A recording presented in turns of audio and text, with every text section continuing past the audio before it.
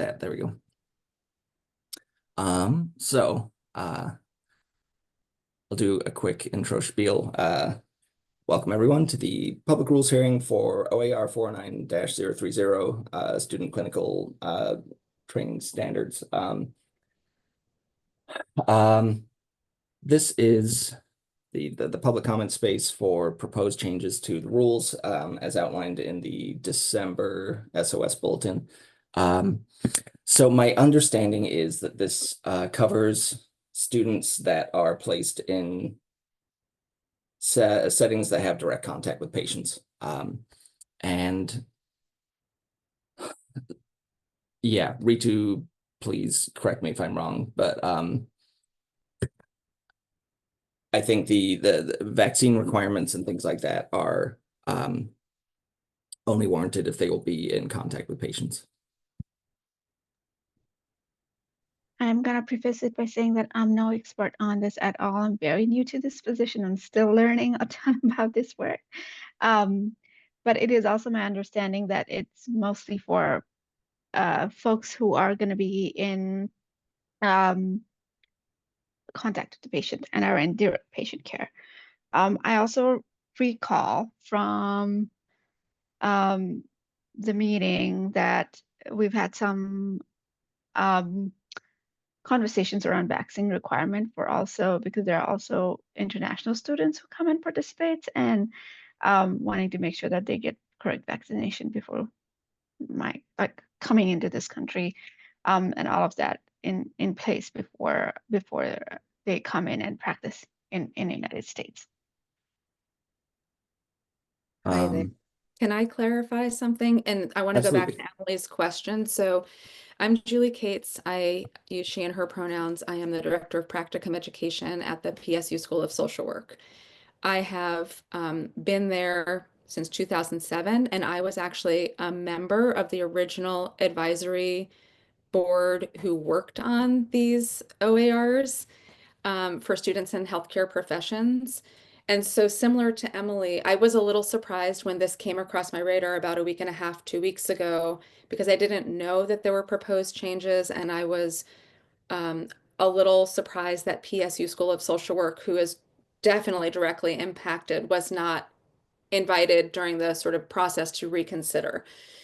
I want to clarify Emily's question, and this applies to social work students too, versus the responses that both Pete and Ritu that you both gave, where you both said patient care. Because my understanding of these rules is that in practice, how they have been applied up until now has been specifically in traditional healthcare settings where people are called patients, but they may also be called clients.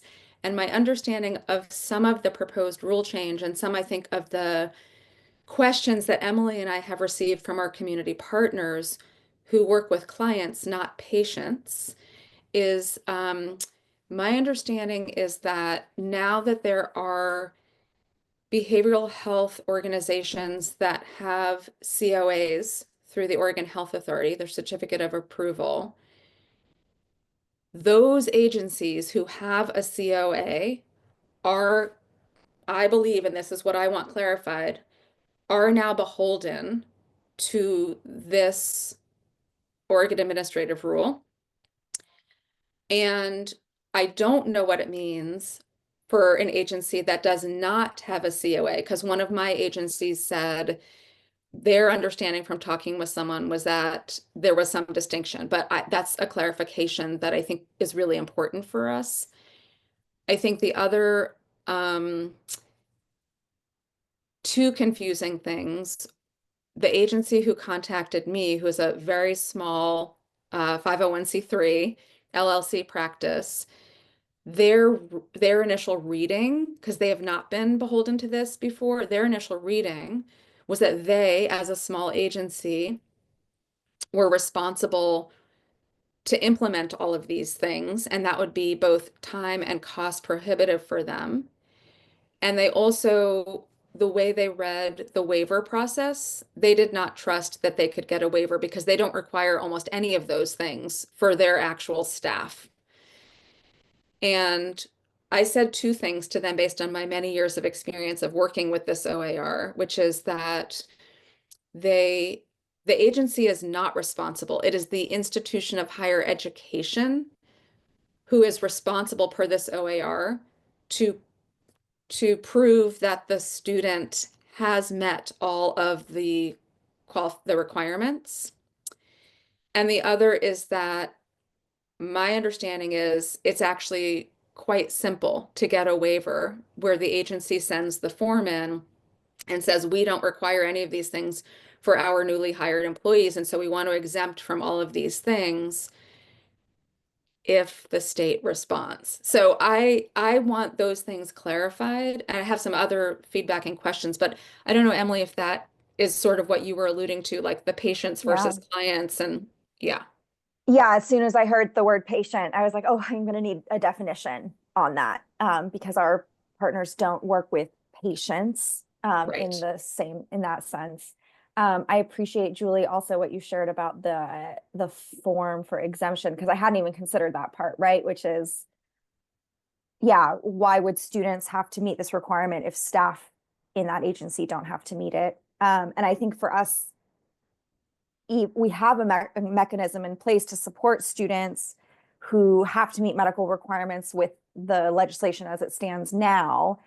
But if we're talking about going from supporting 12 students a year to 150 students a year, going through this vaccine process, like we need to know kind of what that looks like and what's going to happen so we can get logistically prepared and that our health center can get logistically prepared. And I think it's more than just the immunizations. It's the other pieces that are also, I think, we need to clarify. And so part of it is what is the communication mechanism from the Oregon Health Authority to the providers? And the providers are many, many, many providers so that they understand, you know, can I get a waiver?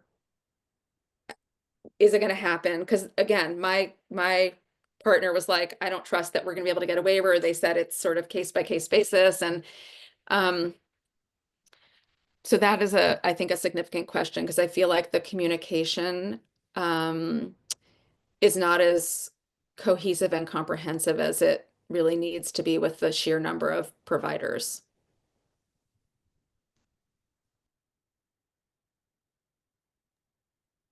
I did want to ask, so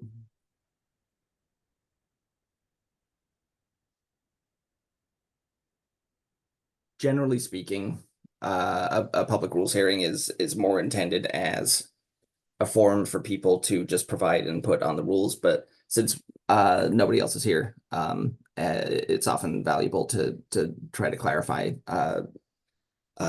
questions like this. So, you know, I'm totally fine with this. Just noting that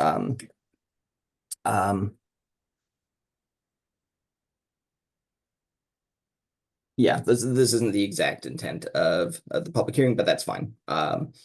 So a patient is defined in 0110 as an individual who is seeking care, guidance, or treatment options at a clinical or other service location, or from a health professional or health-related professional as defined in these rules via telehealth. Is that definition adequate for distinguishing the patient and client question? I don't actually think that it is. Okay, so do you have any suggestions for how to better define that?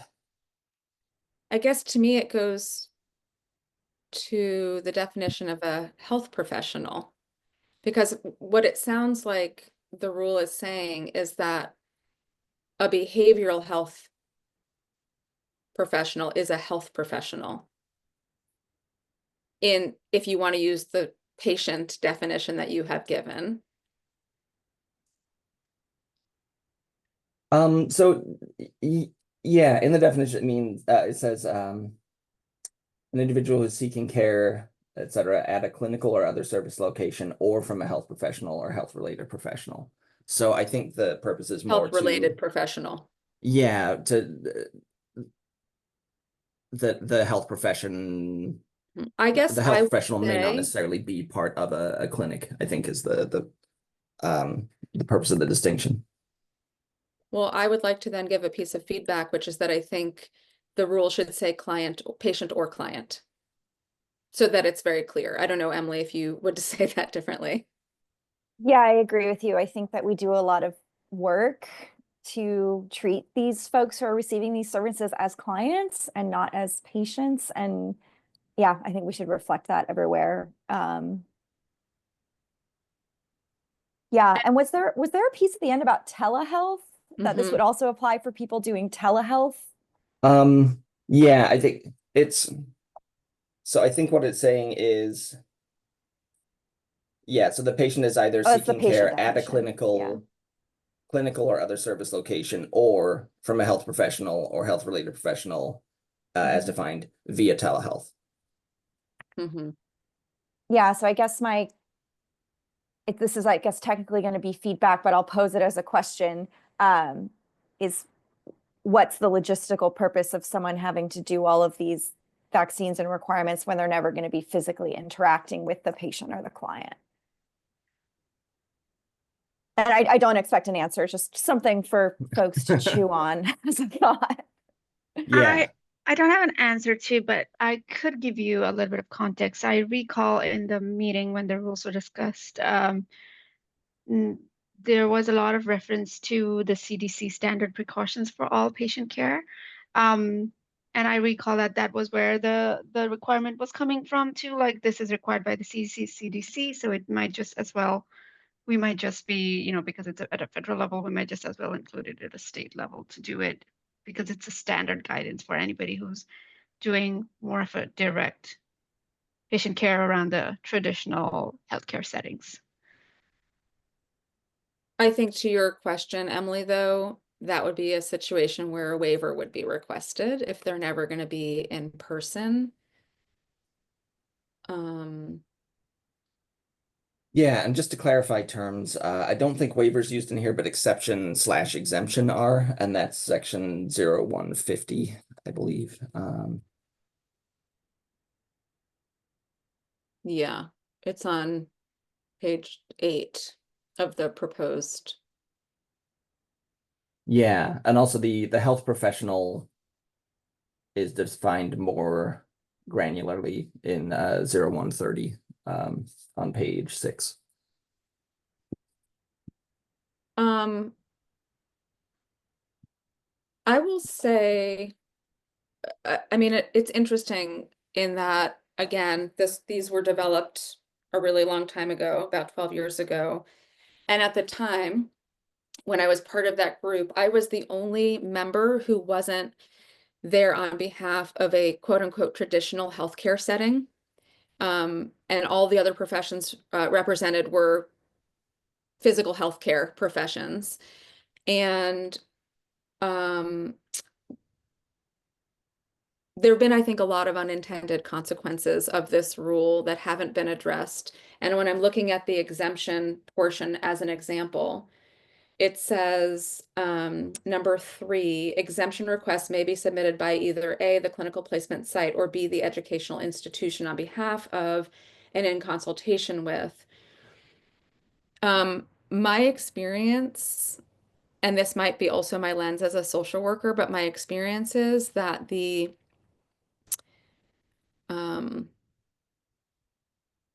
increased burden and workload has been on me as the educational institution with everything with this rule. And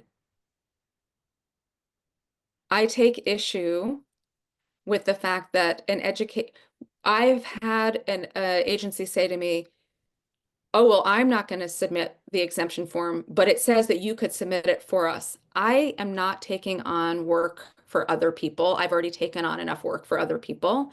And I don't quite understand the purpose of allowing the educational institution to do it on behalf of the agency. So that's something that I'm curious about and think should be considered. I think the other piece is that it is the educational institution who is required to collect and house the documentation to demonstrate to the clinical facility that the intern has met the requirements. We are not a HIPAA compliant entity at the School of Social Work. So what this has meant for us is that we had to pay and contract with an outside HIPAA compliant entity. And because the cost of the requirements is significant for students and our students cannot afford it, we are bearing the burden of the cost of paying for background check and drug screening and a tool to house their immunization documents and a HIPAA module and an OSHA module. We pay for all of that because that's not part of our curriculum and we're not HIPAA compliant.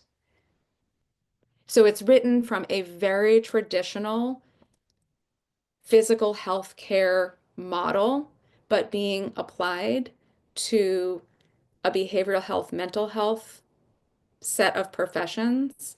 And the burden is very significant on my program and my staff and on our budget.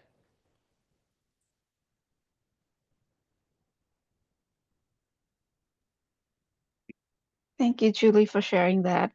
Again, I'm going to preface that this is very new to me. I recall being I was a part of the meeting where the rules was proposed and changed at the time, but at the same time, I was very this is my probably third month in this role, so very new things for me to understand, and I don't recall exactly who were the folks who were in the meeting, like what sectors and disciplines of the medicines and healthcare were they representing, but this is something that I think definitely needs some consideration moving on. Um, I will consult it with my team, including John, and see if we could kind of bring in the Arctic um, advisory committee on your concern. Would you be so willing to send me an email around these questions so as I don't do injustice to what you just shared? I'm going to put my email in the chat, and then I will make sure that I get back to you. Okay. And I'm curious, Ritu, I really appreciate this opportunity to give feedback and also to follow up with you. Are you able to share not necessarily the individuals who are on the advisory committee, but the institutions who they are associated with, what kind of programs they represent? I am trying to see if I could find the members in here in the website. I don't see them, but I do distinctly remember OHSU was a representation. There's definitely was OHSU representation in that, but they came from more of a medical science field. Yeah, and that is another concern that I want to note. And I think before you got on the call, I said to Pete, so I was on the committee, and I was just really surprised that I was not invited again, nor does it sound like anyone representing non-physical healthcare was involved. And it is physical healthcare organizations and hospitals and medical clinics that already have these types of onboarding requirements, and it's all the rest who don't. And yet, people like myself and Emily, counselor ed programs, like we are disproportionately impacted by being under this umbrella, but have no representation in the conversation. Yeah, I will definitely try to see if I could. I can't at the top of my head kind of figure out, but I do remember there were two members who were talking about social work, who were talking about behavioral health in that space. But I don't, like I said, I don't recall their name. I don't recall their discipline or where they came from, too. I guess I'm also uh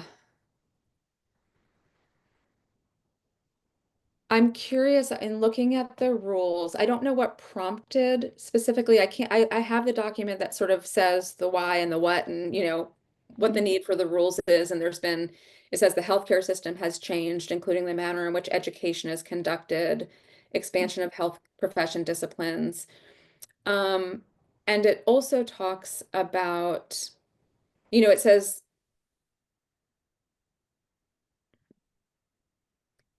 says, it talks about equity and trying to remove barriers faced by students from communities of color and tribal communities.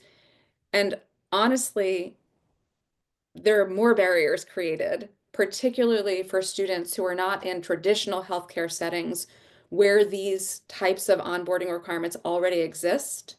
And even in those settings, for example, if you're not in a traditional physical healthcare program, our students are not required to be CPR certified, as an example. But students in traditional physical healthcare programs and settings are. And so the out-of-pocket cost for CPR BLS training is significant and not something that our program is able to cover. So right there, just that example is a barrier. And there are some situations where we are not able to pay for some of the things that a student needs to do for onboarding, separate from the CPR. And so I actually do see that as a pretty significant barrier. And I'm just curious how that concept of equity aligns with these rules. Yeah, that's a very good question. It would require me to understand the rules a little more and also where these come from. I do not recall having any equity conversation in that space. I'm going to be very honest. I think most of the conversation was dominated by the vaccines and the rules around vaccines in that conversation. But I do see your point. And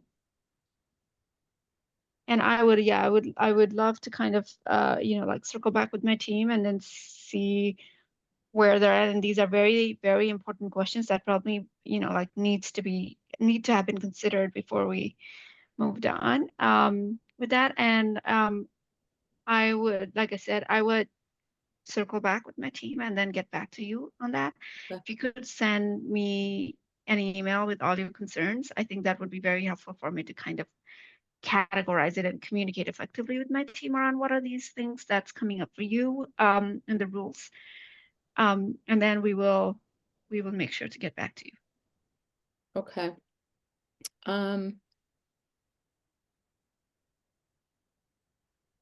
then I guess I don't know if either of you can answer this question, and it aligns with something that we were asking earlier. How does an agency know whether they are or are not beholden to this rule?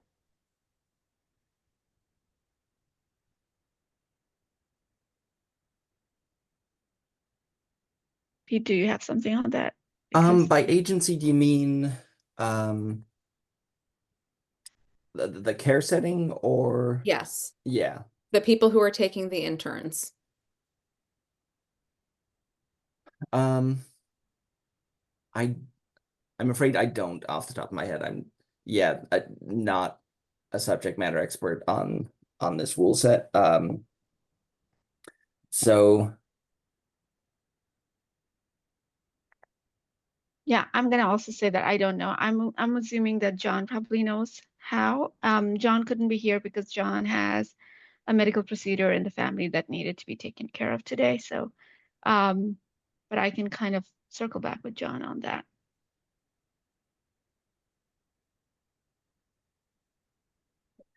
I'll include that question in my email because I think, again, the community partner who emailed me, they were like, we've never been beholden to these rules before. Why are we all of a sudden seemingly beholden to them? And the question I had was, is it because they have a COA, a certificate of approval, that they received the email? So if I'm just X, Y, and Z agency over here and I don't have a COA, And I understand they're not granting COAs anymore. So I don't know that, but then I'm not beholden, but anyone that has a COA is, even though I, I think there's a tremendous amount of confusion. And so one of the things that we do is we ask agencies to do two things. When they enter an affiliation agreement with us, we ask them to tell us, are students in your placement required to adhere to the OAR for healthcare professions? Some agencies say, I don't know. We also ask them when they accept a student to do their practicum, indicate for us what onboarding things are required. And we have the list of all the ones that are in the OAR. And the responses are wildly all over the map, again, which I think goes back to inaccurate and inconsistent and not enough communication and clarification to providers. And I'm not going to require a student to do something if an agency doesn't tell me that it's required. It doesn't mean it's not required, but I'm not going to decide that for the agency, especially because it incurs time and cost for me if I do. Okay. So yeah, I will put that in. Yeah. So Yes, please. I'm curious, since I've never attended a hearing like this, I kind of imagined that there would be someone presenting about the OAR, about the changes, and then talk about it. So help me understand what's typical. This Yeah. is the general format. Sorry to just for rulemaking. Is that the notice is sent out in the SOS bulletin, and the space is opened, and there's just a brief introduction that this is the public rule hearing, and that it's a forum for anyone to provide comment, and then the space is just opened, and so the general goal is to provide as much time as possible for people to provide comment on the rules. So this is just the standard rulemaking format. Sorry, Ritu, you also had something to say. No, I was just gonna say it's usually like this. I've been also a part of rulemaking around RealG and SOGI. Used to work in RealG and SOGI prior to this. This is there that was definitely much more well attended than this one. And because there's so much interest around the population around that data collection. But yeah, I mean, depending on the topic, I think and depending on how much well attended it is, I think the um, that it could be either a very lively discussion or mostly back and forth between a couple of people for the most part. Yeah. And what is the process after today and the potential timeline? So the comment window for written comment is open for another 7 days. And once that closes and all the comments have been provided, program staff review them with HPA leadership and revise the rule language as they see fit. And then generally, the revisions are made, and then the rules are made permanent. If I'm not saying this is the case here, but if like major changes were warranted as a result of the comments, the process could be rolled back and opened up, essentially run part of the process over again, perhaps with another rack.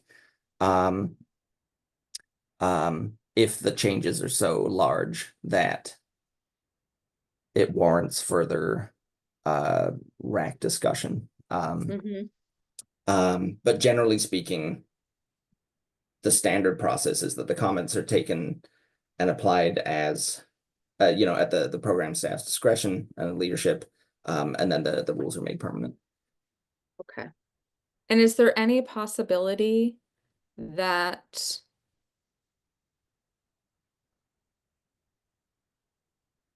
I mean, I'm sure some of this is on me, but I'm a little stuck on the fact that I was not included in any acknowledgement of a reconvening or a new convening of a rules advisory committee.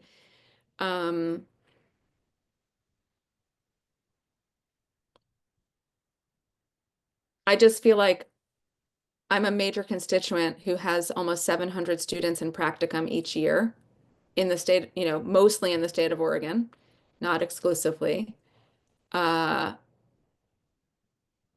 this, not only did I help develop these, but it has had a significant impact on me and my program and our students. And so, yes, I'm going to send written feedback to you, Ritu, with a set of questions, but I'm just curious if there's an opportunity for me to engage with the RAC, for me to engage with whoever convened the RAC, for some deeper clarification and input.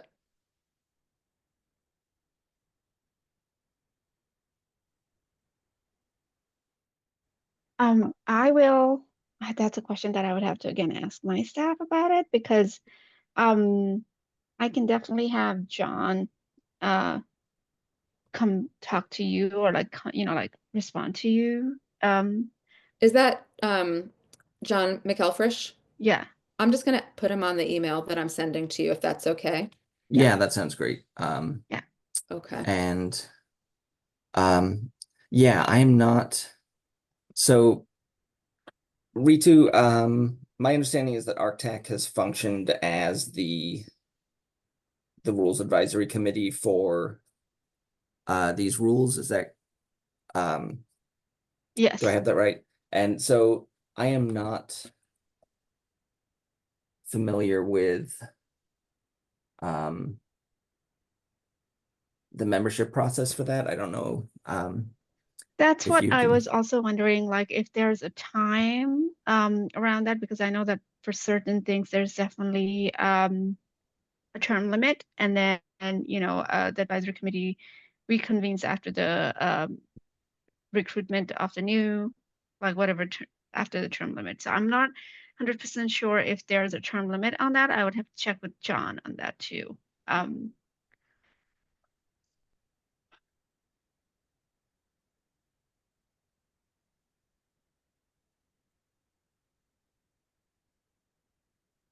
Oh, I see. In what I see is members are appointed by the Oregon Health Policy Board, Healthcare Workforce Committee.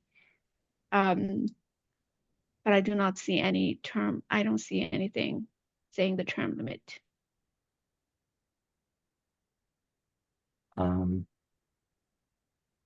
Yeah, so that's another thing John Okay. will be able to cover better. Great. I appreciate it. I will spend some time crafting as comprehensive and thoughtful an email to you that includes questions, feedback, and comments about the rule itself, about the proposed changes, though I'm not quite sure. I can't entirely tell. I see the document. It's not super clear to me what the actual changes are, but I'm going to try to understand that. So a language that's been added is underlined, and language that's being removed is struck It's through. crossed out. Okay. Yeah. Okay, great. That's helpful. Um,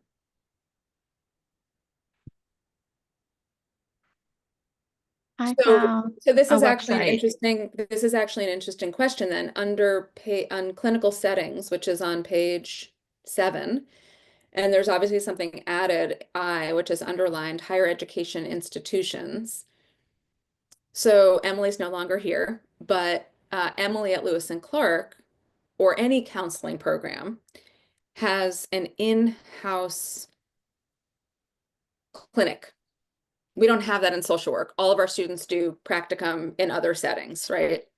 But so is this implying that an in-house therapy clinic is required to either have their students meet all of these requirements or request a waiver if they don't require that for the people who actually are employed in that clinic? I'm trying to open the link. I'm so sorry about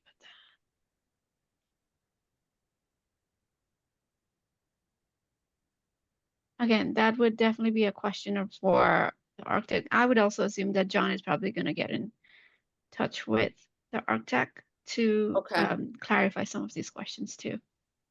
Okay.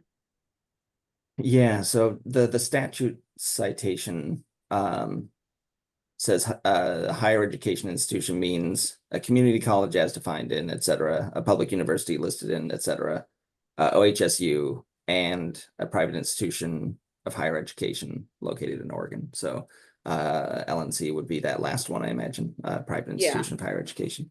Yeah. I mean, again, I think, and I can try to hopefully capture this in the comments. To me, this feels like I hope the staff at the OHA is prepared to process a lot more waivers, because I think a lot there, the definition then brings under the umbrella a multitude of organizations, agencies, and places for whom these are just not requirements for new employees to be working in them. And then that creates a layer of work for that agency to say, no, we don't do this, I'm submitting this waiver. But then it also requires timely response from the Oregon Health Authority that the waiver has been granted. And I know historically, years ago, that there wasn't timely response when people were sending in waivers. Or exemptions, excuse me, you call them exemptions. So I just, again, this is one of those unintended consequences, but it's just when you say an institution of higher education and you include OHSU and PSU or Lewis and Clark, we are just apples and oranges. We are not the same thing. We don't have the same type of clinics. And so if you have a counseling mental health clinic, they don't require people to have all the things that are on this list. And there's many, many counseling and mental health clinics that apparently are now required to implement these rules. So I'll try to capture all of that. And yeah, I would welcome a chance to talk with John and/or if there's anyone else where I could clarify and get information, that would be great. Yeah, of course, Julie. I think John, I mean, for the most part, Architect committee members are our subject matter experts in this space. So I assume that John would probably have to consult with the Architect members around your questions too, prior to getting to you. Yeah. And I would just say, if there aren't any social workers on the Architect, that is a flawed process. Yeah, that I think John might be able to get to us faster than around the questions. Yeah. Okay. All right, I will follow up and hopefully get this done by the end of today. Thank you so much. Thank you so much for your feedback. Yeah, this has been great. If you don't have any other comments, I'm going to pause the recording right now and just see if anyone else shows up.